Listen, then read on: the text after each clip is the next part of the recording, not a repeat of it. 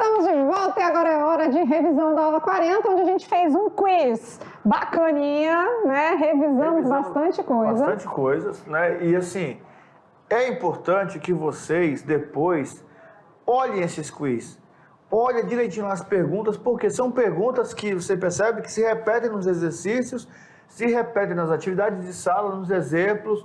Então, é um subsídio a mais para você estar estudando. Isso mesmo. E assim a gente vem, porque a gente estudou daí a parte de representação geométrica do número complexo e também o conjugado. Vamos rever? Vamos lembrar? Olha lá. Então, na aula 40.2, a gente está na parte 3 de números complexos, a saga, e a gente vem primeiro falando sobre a representação gráfica, falando do plano complexo. Como que fica esse plano complexo? Então, a primeira coisa é entender a representação do número complexo agora utilizando um par ordenado. E aí você não pode esquecer esse par ordenado idealizado por Gauss, o nosso príncipe da matemática. Ele vem da seguinte estrutura: no lugar do x, eu vou colocar a parte real do meu número complexo. E no lugar do y, eu vou representar a minha parte imaginária. Beleza, então eixo x, eixo real, eixo y, eixo imaginário, formando assim o par ordenado, né, do z, que é o número complexo, formado por AB, que vem dessa origem aqui, né, a nossa forma, a nossa lei de formação do número complexo é z igual a mais bi. E aí tem essa estrutura z igual a mais bi, que é a estrutura genérica para qualquer número complexo. Vamos lembrar que a e b são números reais. Se a e b são números reais, eles podem ser números inteiros, números naturais, números racionais, números, né, das várias maneiras representadas, mas serão números reais. O número conjugado é o mesmo número complexo, A mais BI, só que aí eu vou inverter o sinal da minha parte imaginária. Só da parte imaginária, né? Só então, da parte imaginária. Aqui é positivo, a gente vai colocar negativo e vice-versa. Se for no número complexo dado, se tiver negativo, a gente vai inverter para positivo, certo? Então, aqui temos um exemplo, né? O conjugado é representado sempre por esse Z com tracinho em cima, e isso nos diz muita coisa. E vamos lembrar um pouquinho aqui de quando o número é imaginário, ele é nesse formato. Quando ele é imaginário puro, a gente não tem parte real, fica apenas a parte que acompanha a nossa unidade imaginária. Então, para eles anotarem lá direitinho, número imaginário puro, a parte real é igual a zero? Isso. Então anota aí. E o número apenas real é porque não existe parte imaginária, então, né? quer dizer que o número real, a parte imaginária é igual a zero? Isso. Então, se o número é real, fica em cima do eixo x, exatamente no eixo real. Se o número é imaginário, fica exatamente no eixo y, no nosso eixo imaginário. E aí uma pergunta que alguns deles podem estar se fazendo agora é o seguinte: tá, professor, mas e aí? Se eu tiver, por exemplo, esse número aqui, menos 3, menos 4i, no par ordenado, menos 3, menos 4, e eu quiser calcular o conjugado, é muito simples. No par ordenado, você vai deixar o x, mantém o x e troca o sinal do y. Você, sem tirar do número, né, do par ordenado, você conseguiu calcular o conjugado deste número. Isso, simples assim. Permanece com o x do mesmo jeito, sem mudar nada. Quem muda é o y, porque quem muda é a parte imaginária, beleza? Então agora é hora de colocar a mão na massa, hora de praticar. A gente já volta com as correções, agora é com vocês. Até lá!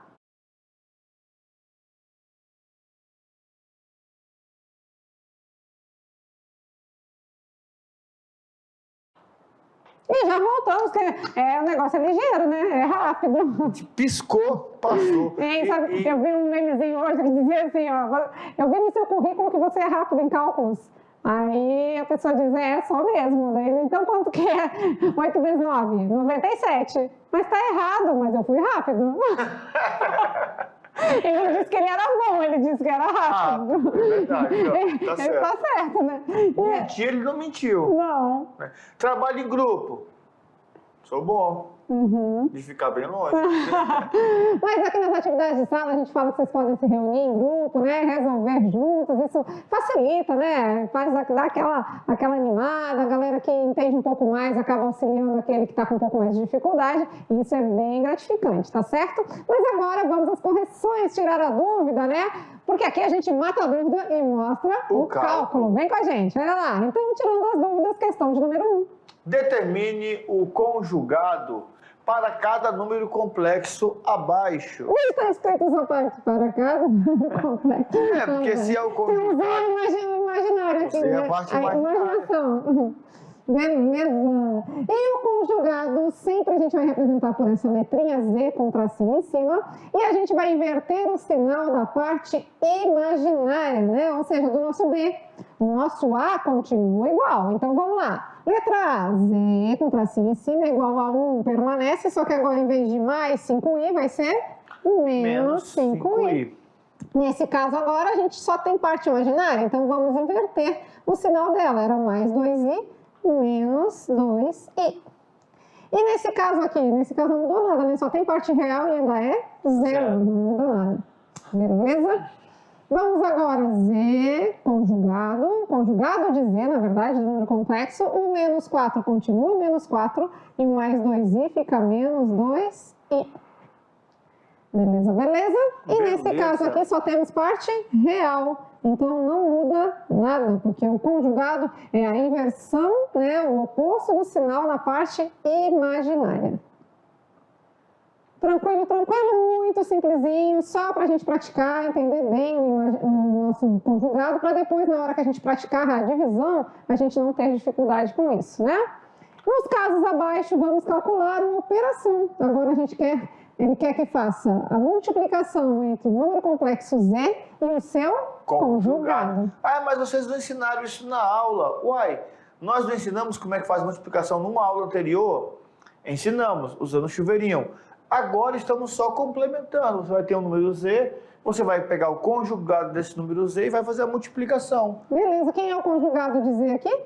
É 3 mais 4i. 3 mais 4i. Agora ele quer que a gente faça a multiplicação, então nós vamos fazer 3 menos 4i multiplicado por 3 mais 4i.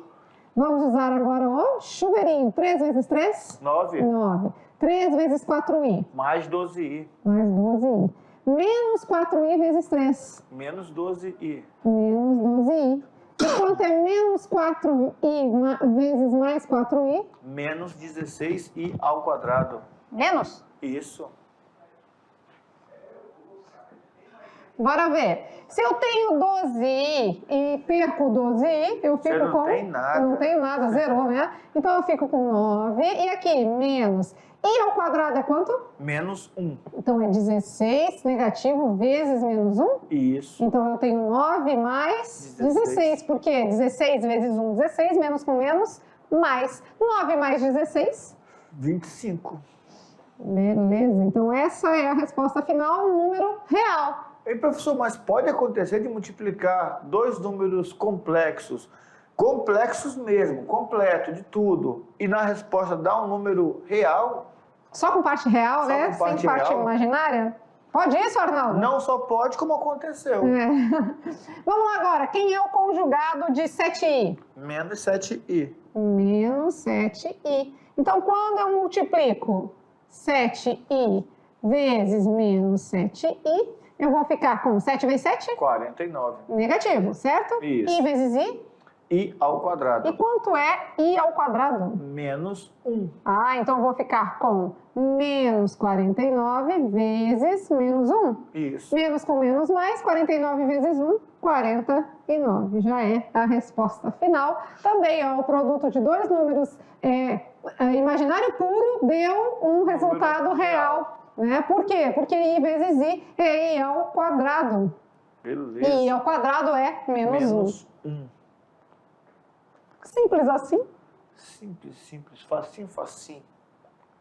Espero que vocês estejam conseguindo, né, caminhar. Aqueles que não conseguiram resolver a atividade por alguma dificuldade, espero que estejamos, né, conseguindo sanar essas dificuldades. Mas, todavia, entretanto, fiquem à vontade para perguntar. Manda mensagem, estamos esperando os mapas mentais, as dúvidas, principalmente em questões aplicadas no Enem ou na OBMEP. Vamos lá agora de questão número 3. Qual é a pergunta?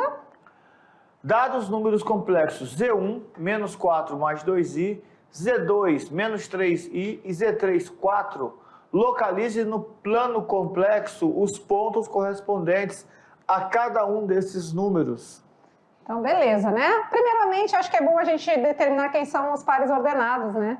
Por exemplo, no Z1, eu tenho menos 4 mais 2i. Quem é o par ordenado? Menos 4 para x e 2i. E 2 para y. No Z2, eu tenho menos 3i. Então, quer dizer, 0 para x e menos 3 para y. Só tem parte imaginária. E já o Z3, tá parecendo coisa de zoneamento isso aqui, né? A zona 1, a zona 2. Z3 é igual a 4, né? Ou seja, 4 para x, só tem parte real e não tem parte imaginária. Com isso, a gente já deduz que um deles, o Z2, vai estar em cima do meu eixo imaginário, do eixo y, e o Z3 em cima do meu eixo real, que é o eixo x, né? Vamos lá. Menos 4 para x, 1, 2, 3, menos 4 para x e 2 para y? Isso. 1, 2. Então, exatamente aqui está o meu Z1. 0 e menos 3, em cima do eixo y está o meu 3. Z2. Isso. 4 e 0. Lá em cima do eixo X, 4. É o Z3. E olha aí, se nós quiséssemos agora fazer uma aplicação de geometria analítica, dá de ligar esses 3 pontos. E ainda calcular a área do triângulo. Temos um triângulo. E dá para calcular a área, né? Dá para calcular. Porque lembra que a área... Os 3 pontos. Metade determinante. A metade determinante, né? A gente podia usar nossa matriz aqui. E aí a galera vai ao delírio e fala, pelo amor de Deus, professor, isso aí já passou. Passou não, a gente tem que estar sempre recordando, né? A gente olha e já vê logo, já vê as lembranças, né? Beleza. Então vamos lá agora, se liga no Enem, qual era a pergunta mesmo? Vamos ver. Determine os números complexos correspondentes aos pontos A, B, C, D e E na figura abaixo. Então aqui a gente vai fazer o quê? Primeiro ver o par ordenado, né? Primeiro tirar e aí os pares monta. ordenados, depois montar os números complexos. Vamos lá. O A, o par ordenado do A. Aqui está o A, ó. Ele tem 3 para X. E 0 para Y. E 0 para Y. Depois o B. O B tem 0 para o X e 2 para o Y. Aí, para quem não lembra, eu tenho certeza que vocês lembram, mas vocês sabem, não é? Quando o ponto fica marcado em cima do eixo, significa que uma de suas coordenadas é 0. Se está no eixo X, o Y é 0. Se está no eixo Y, o X que é 0. E aqui, toda vez a gente vai colocar primeiro os valores em X e depois em Y, né? A gente tem que recordar dessa parte aí também. O ponto C, 2 para X. E 1 para Y. E 1 para Y. E o ponto D? Menos 2 para X. E menos 1. E menos 1 para Y. Adivinha o que eu vou fazer? Vou apagar.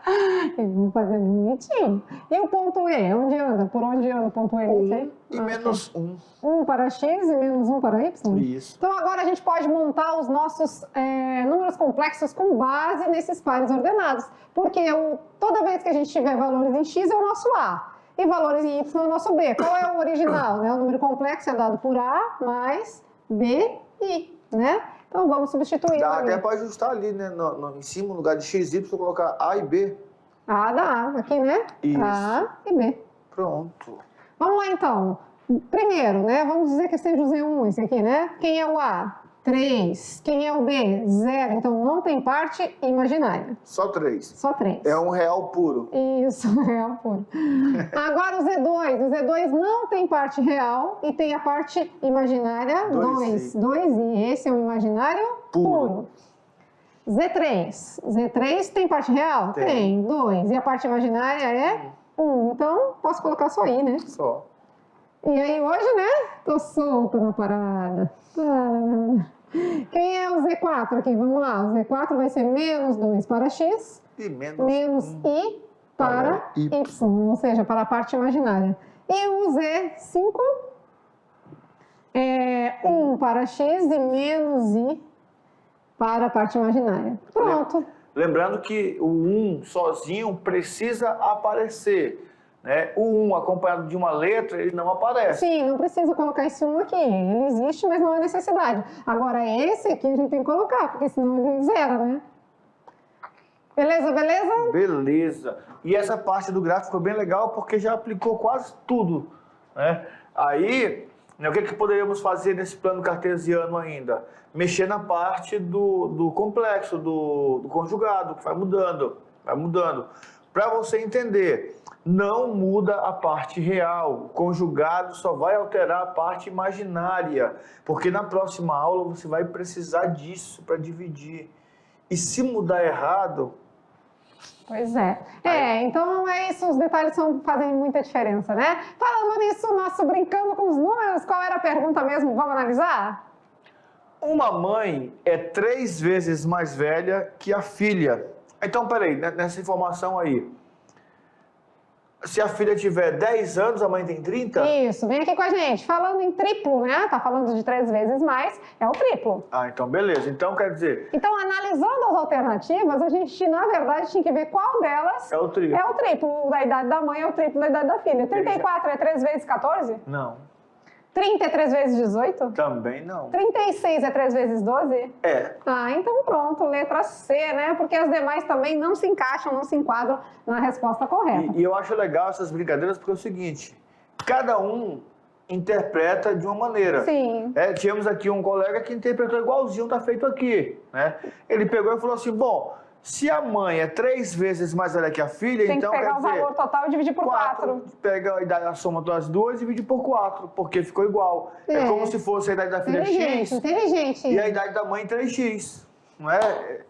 Mas, outra lógica, é o triplo. Então, você olha para o gabarito e aí você percebe, a primeira alternativa, nós usamos sem o auxílio do gabarito. Bom, 3 vezes mais uma vez dá 4 vezes, então a soma tem que ser dividida por 4, sem usar o gabarito. Usando o gabarito, eu vou olhar... Primeira coisa, a soma tem que dar 48. Todos deram 48. Então essa aqui, né, é uma linha de raciocínio, certo? Analisar as alternativas é outra. E no Enem, a gente já falou algumas vezes, né? Gente, foca nas alternativas. Vai lá nas alternativas e dá uma olhada. Não esquece que existem as alternativas, porque tem gente que fica tentando cálculos mirabolantes e às vezes as alternativas já te induzem a resposta, né? E aí é legal porque assim... Mas, professor, se eu fizer todos os cálculos, vou fazer errado? Não, não vai fazer errado, mas vai perder tempo. Não é o caso de fazer muita conta, está errado fazer conta. Não está errado, mas nós buscamos estratégias e é nesse ponto que nós, todas as aulas do terceiro ano, falamos. Faça uma questão por dia, faça uma questão por dia, faça... Só que tem aluno que está levando no pagode, na brincadeira, quando chegar perto do Enem, vai ter que fazer o quê? Fazer 4 questões. Pode até levar no pagode, mas faz a questão também, né? Ah, que só no pagode. Só no sapatinho. Resolvendo. Também vai. Mas as alternativas, elas dão muito direcionamento, tá? É aquilo que a gente já falou. Às vezes, a pergunta... Às vezes você vai fazendo a questão e vai lá e chega numa fração e você ainda quer dividir. E aí as respostas são todas em fração, não precisa. Vai dividir pra quê? Às vezes a resposta já está na raiz, isso, né? A raiz é impressionante. Vai ter lá a raiz. Aí você tira a raiz, não sei o que, divide. Sofre. Aí quando você vai lá, você fala, olha só, nem já precisava. Não precisava. Às vezes também, tá em função de π, às vezes está em função de alguma variável, né? Então, dá uma olhada nas alternativas, porque ali você vai ter um caminho a seguir, né? Você sabe que você vai ter que chegar naquilo ali, perto daquele rumo ali, tá certo? Então, até o brincando com os números, na verdade, já falamos, né? A gente brinca, é brincando que se fala a verdade, né? A gente se ensina para vocês, através do Brincando com os Números, toda essa questão de raciocínio lógico que vai ser utilizado também lá no Enem, tá certo? Beleza. Então ficamos por aqui com mais uma aula matemática, mais uma aula de números complexos e claro, né? A gente vem com a próxima aí porque ainda falta a divisão, a gente ainda não explicou a divisão para eles, precisamos chegar nesse lugarzinho aí. Mas aí, calma lá. Antes do beijo no coração, sabem multiplicar? Sabe multiplicar números complexos? Sabem? Sabe o conjugado? Sabe? Então, dividir vai ser mamão com açúcar. Você sabe multiplicar e sabe conjugado, sabe dividir? Sabe dividir. Então pronto, vai envolver essas operações aí. Isso. Então tá certo, né? Então agora posso? Pode. Então agora ficamos por aqui com aquele beijo no coração e até a próxima aula. Tchau, tchau.